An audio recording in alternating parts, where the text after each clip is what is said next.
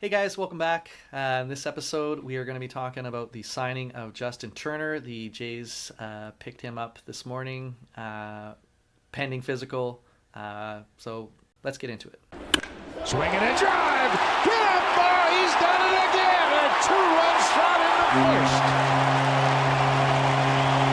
Hey guys, as always, if you take anything from this video, give us a like and a subscribe. It helps immensely and keeps us going. So let's start right away, Logan. The Blue Jays have signed their third baseman of the future. Again. Oh, again. They have signed Justin Turner as a free agent to a $13 million 1 year deal worth up to 15 with incentives. Honestly, I don't see the Blue Jays looking at this as a third base thing at all, even though that's where he spent the majority of his career. He's a DH first baseman in this signing, in my opinion. Yes, I think that so this is my initial reaction was this is a horrible signing. Why did they pick up Justin Turner to be the third baseman? Oh God, this is the old man third base. This is horrible. And I didn't really know too much about his hitting numbers. I knew he was an effective hitter, but Hmm. if the plan is DH, and he's to fill in at first base some, like you said, with the Brandon Belt sort of a replacement for Brandon Belt, I'm fine with it. This guy's a better career hitter overall over the course of his career. Yep. And like he has, let's just like go over a couple of the numbers for Hmm. why it might be good. Last year, slash 276, 345, 455 with 23 home runs, 31 doubles, an 8.1% walk rate, 17.6% strikeout rate in 146 games and 626 plate appearances. That's 1 year with the Red Sox. So Yep. that he put in some work last year with the Red Sox. That is undeniable, for sure. I'm not He sure exactly the numbers. I always like to point it out though that your doubles will increase in Fenway almost always because of that weird little corner that they have between the sure, monster and the rest of the field. Um, sure. so I don't want to take anything away from his season. It was great last year, one of his best, to be honest. But I don't expect to see the same sort of numbers in Toronto. So to that, Check for the bad. the consistency that Turner has, that's one of the things that I didn't know before I started diving in a little bit more. Yeah, He hasn't batted lower than a 275. He hasn't posted lower than a 339 or slugged less than a 438 or struck out more than 18% in any of the past 10 seasons.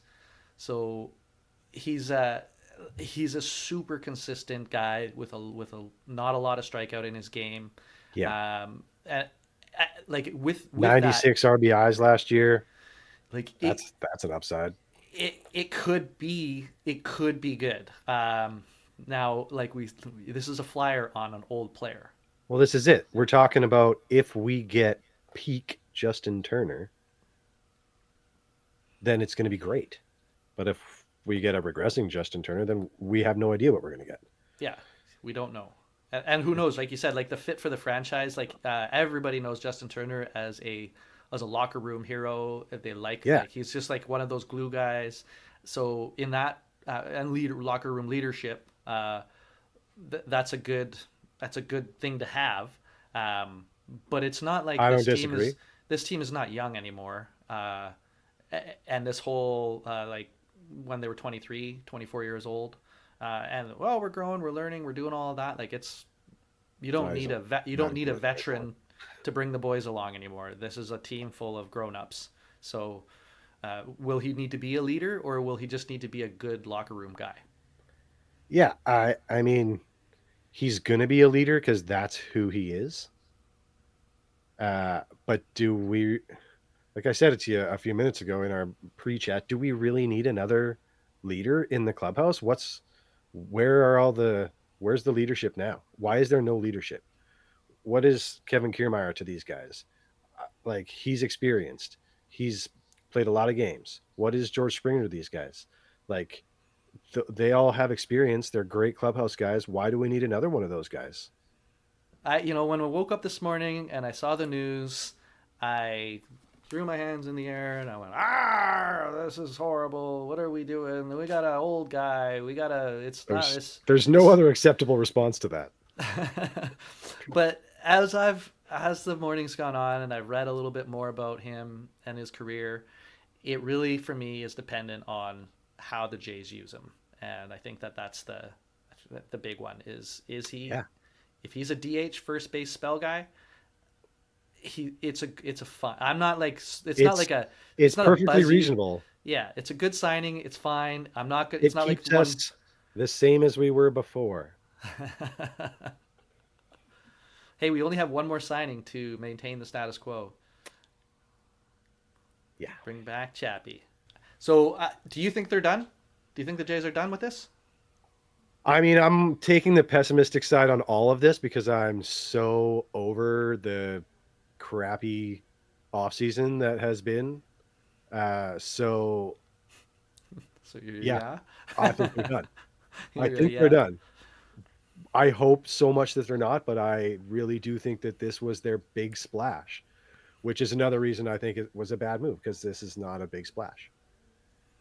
Yeah, that's the one thing. Like, he's a good player, and he's had a very good career. The whole thing. This isn't the like flashy move that this isn't an Otani move. This isn't a Bellinger splash. This isn't that. If we got Chapman back, I would be much more excited about that move Well, than this signing in particular. okay, so since you mentioned Chapman, Well, we're talking about third base a little bit. we're talking about third base. The Some of the perception amongst fans and other people that do things like we do here um, is that third base is wide open right now, Yeah, and we are still pursuing Chapman. yeah, And again, in my pessimism, I think that is foolish to the extreme because we signed Isaiah Kiner Falefa to play third base, and you're going to platoon between Espinal and Biggio at second, and you're going to have DH first base from Justin Turner. So, like, I mean, currently we fill a roster. Is it a good roster? No, but it's full. yeah. So, If they get a chance to improve third base by bringing Chapman back, they absolutely will, and they'll move Kiner Falefa to the second base the role, second base. and we're Well, and gonna that's have ideal, right?